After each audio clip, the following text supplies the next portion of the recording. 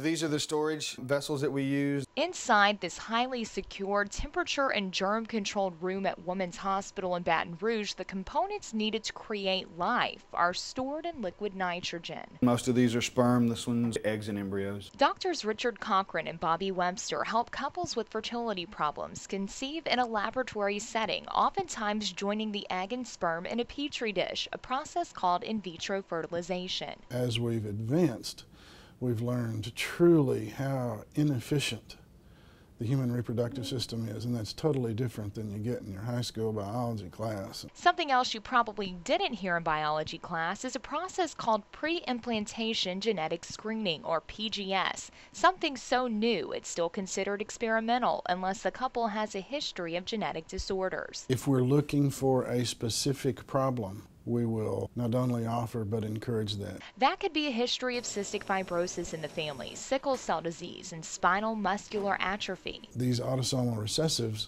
are sitting waiting for a match with somebody else that's a carrier.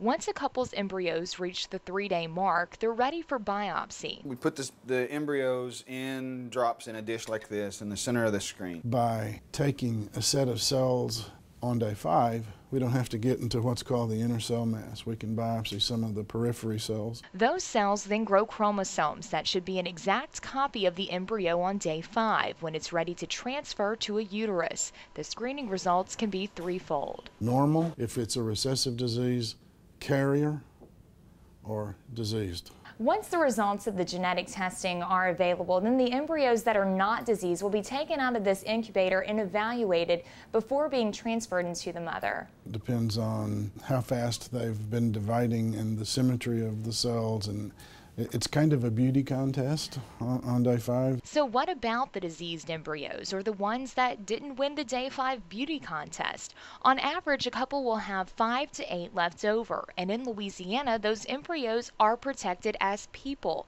meaning they cannot be destroyed, only frozen or donated to another couple. And they're theirs, and sometimes they don't want to freeze them, they don't want to donate them. People said, okay, ship my frozen embryos out of state. If used for good, these fertility experts say healthy, loved children can be brought into families. What we're doing is helping to bring children into the most wanted environments. It's a glorious ethical goal to try to bring disease-free children into the world. But this knowledge also has the potential to push slightly defective embryos aside, even unwanted boy or girl embryos.